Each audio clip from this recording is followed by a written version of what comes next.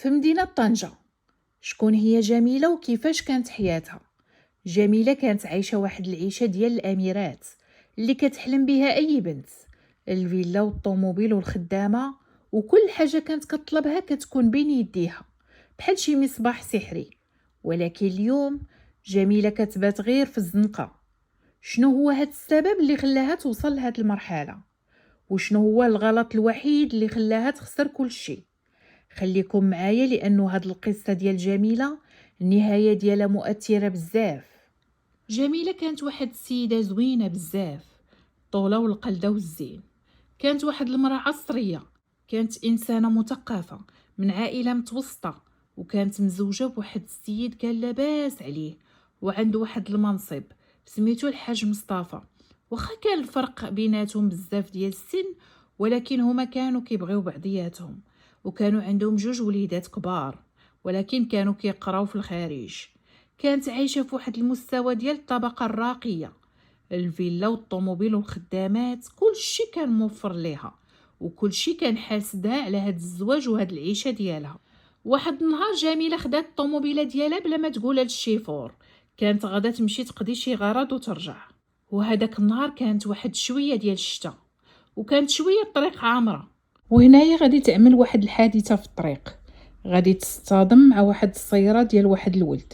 المهم ما كانتش شي اضرار كبيرة، ولكن السيارات بجوج خصهم يتصالحوا. فاش وقعت هاد الحادثة هبط السيد من طوموبيلته.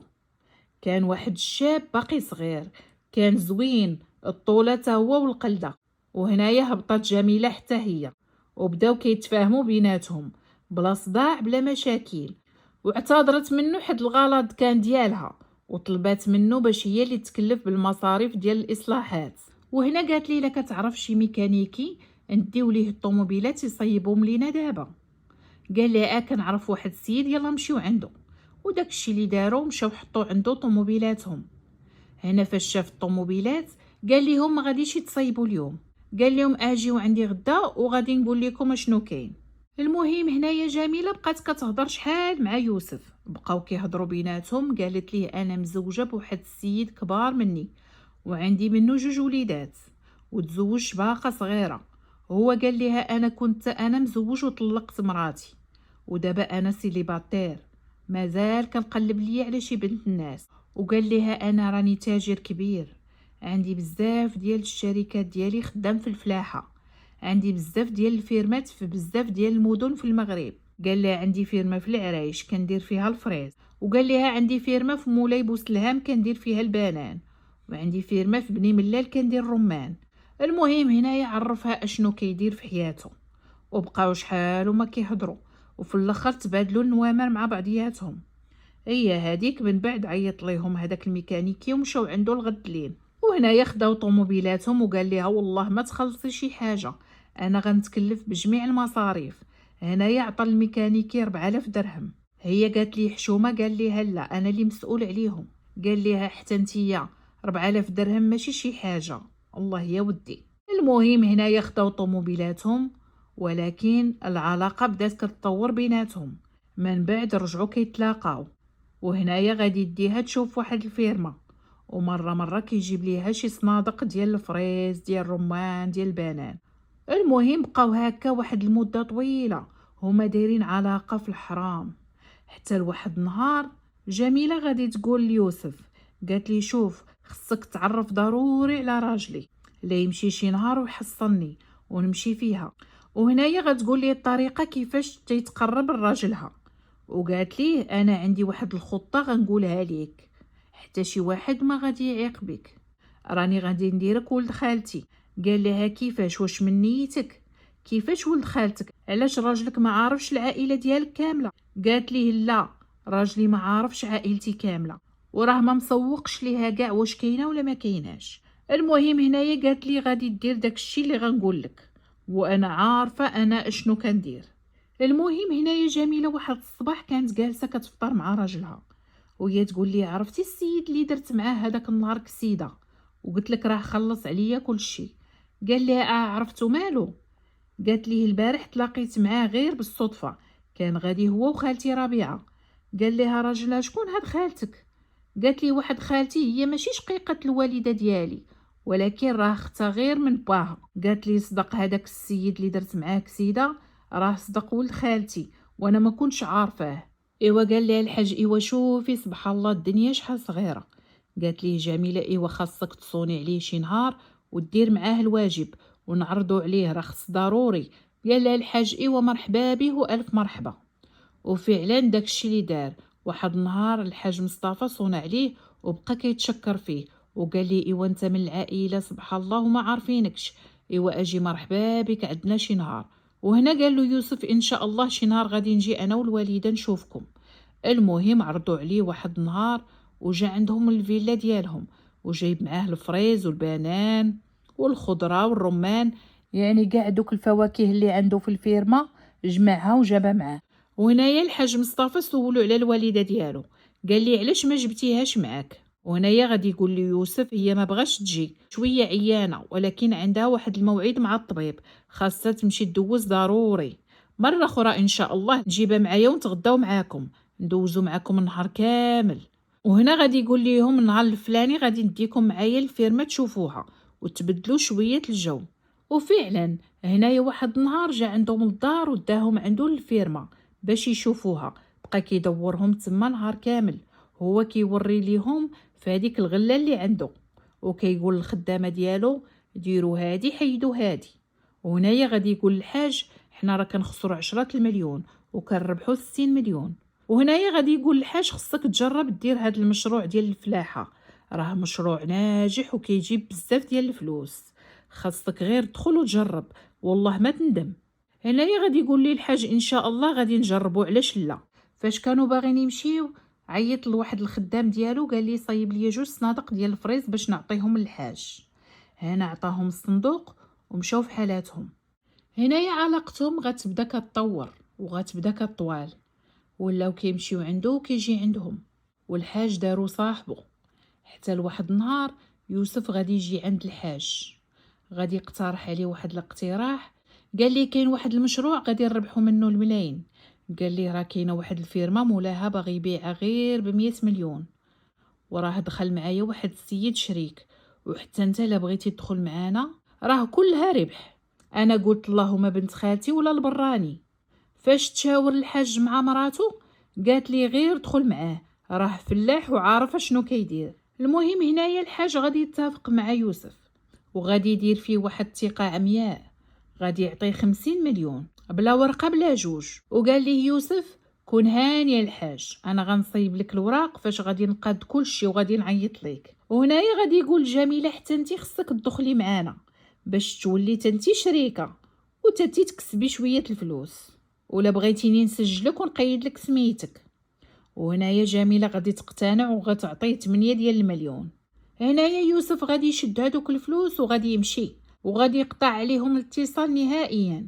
وقت ما اتصلت به جميلة كيقطع عليها، وبعد المرات كيجاوبها وكيقول لها راني خدام، غير نكمل هادشي وهاني معاك. هنايا الحاج فاش شاف يوسف تعطل عليه بصراحة ما بقاش مرتاح، مشى كيدور في مراته وقال ليها هاد ولد خالتك شتو ما دار معنا والو، تعطل علينا بالوراق وما شفنا منه حتى شي حاجه. جميله هنا غيبدا يدخلها الشك، هزات طوموبيلتها ومشات عنده الفيرما، بدات كتسول عليه. وهنايا غيصدمها واحد السيد قال هو كيجي غير مره هاد الفيرما ديال واحد السيد من عائلته. هنايا جميله غادي تصدم صدمه عمرها، مشات كتسول عليه المنطقه كامله، لقات نفس الكلام، كلهم كيقولوا بانه الفيرما ماشي ديالو، وقالوا ليهم بانه ما كاينه حتى شي فيرما باغا تباع، غير نصب عليهم ودا ليهم رزقهم. هنا السيده ما بقاتش باغا تستوعب، تصدمات وهزت التليفون وصونت عليه. هنايا غادي يجاوبها وغادي تبقى تسب فيه وتعاير فيه، هو يقطع عليها. هنايا مشات زادت بقات كتسول عليه بزاف، لقاتو نصاب كبير وفايت ناصب على شحال من واحد. وهنايا عرفت بانها تقولبات تقوليبه ديال عمرها، وهنا بدات كتصوني عليه كل دقيقه وكتهدد بيه بانها غتدخلو الحبس وغتوصلو لوكيل الملك، هو كاع ما مسوق ليها اصلا. هنايا غادي يجي واحد النهار الحاج مصطفى غادي يوصلوا واحد الفيديو في التليفون ديالو، ويا ريتو ما شاف هذاك الفيديو. وصلوا واحد الفيديو هنايا غادي يتفاجئ وغادي يتصدم صدمة عمره. غادي يلقى مراتو مصوره واحد التصويره هي ويوسف في واحد الوضعيه ديال الحرام. صورها يوسف فاش كان كيتلاقى بها، وكان واحد المنظر بصراحه ما يقدر حتى شي واحد يشوفه. هنا راجلها ما تيقش، تصدم وبقى كيتبت في راسو، وفكر مزيان اشنو غادي يدير. عرف راسو تقول بجوج مرات، شد هذاك الفيديو ودغيا مشى للوكيل ديال الملك، دار بيهم شكايه وعاود ليه كل شيء. وهنايا غادي تعطى تعليمات باش يجيبوا جميله، غادي يعتقلوها، وهنايا غادي يوريوها داك الفيديو. فاش شافتو تصدمات، وهنايا غادي يقول ليها الضابط واش هاد السيد فعلا ولد خالتك، وهنايا غتقول ليه لا ماشي ولد خالتي، وعاودت ليهم كل شيء كيفاش تعرفت عليه حتى وصلوا لهاد المرحله. وقالت ليهم حتى هي راه نصب عليها ودا ليها 8 المليون. من بعد ما سمعوا ليها البوليس، هنايا بقاو كيقلبوا عليه حتى لقاوه، واعتقلوه وجابوه للكوميساريه. وهنايا غادي يواجهوه مع جميله والحاج. قالوا ليه واش كتعرف هاد السيده؟ قال لهم كنعرفها. وقالوا ليه الفلوس اللي عطاك راجلها فين هما؟ قال لهم اين فلوس؟ وشاف في الحاج وقال لي عطيتيني شي فلوس؟ قال لي الحاج عطيتك 50 مليون النصاب. هنايا غيجاوبوا يوسف بواحد الاستهزاء، عندك شي وراق كتبتي معايا شي حاجه؟ يلا جبدها، انا ما شديت من عندك فلوس. وهنا البوليس غادي يقولوا لي واش هاد الفيديو ديالك انت اللي صيفطتيه للحاج؟ قال لهم انا ما صيفطت حتى شي حاجه، ها تليفوني قلبوه. فاش قلبوا التليفون ما لقاوهم صيفط به حتى شي حاجه. وهنايا البوليس غادي يبداو يعمقوا في البحث، غادي يمشيو لهاديك الفيرما اللي كان كيدي ليها جميله وراجلها، وغادي يبداو يسولوا في هذوك الخدامه اللي تما. وهنايا غادي يجاوبوا البوليس، قالوا لي بانه هذاك السيد كان كيوصينا دائما الا جاب معاه شي حد باش نتعاملوا معاه بحال حنا خدامين عنده، وبانه هو مول الفيرما، ولا كان كيعطي لشي واحد هذوك الصنادق راه في الاخير كيرجع يخلصنا فيهم. وراه كان خدام شحال هادي هنايا وجراو عليه، راح تنصب على عائلته، راه كاينين في واحد الدوار. البوليس هنايا اكتشفوا بانه هاد السيد نصاب، نصب على شحال من واحد، كيستغل الشكل ديالو الاناقه ديالو كيفاش كيعرف يهضر، وديما نقي في حالته والطوموبيل، مستحيل تشك فيه راه نصاب. وهنايا غادي يمشيو يديروا تفتيش في الدار ديالو، ولقاو واحد التليفون واحد اخر. فاش قلبوه اكتشفوا باللي هاد التليفون هو اللي صيفط منه هذاك الفيديو. هنايا غتقدم المحاكمه، ومن بعد بزاف ديال الجلسات والمرافعات تقدم للمحكمه وتحكم عليه ب20 سنه. وفاش دخل الحبس دبر على واحد التليفون وبقى كيهدد فيه الحاج مصطفى، ومشى دار به شكايه وزادوه عام واحد اخر.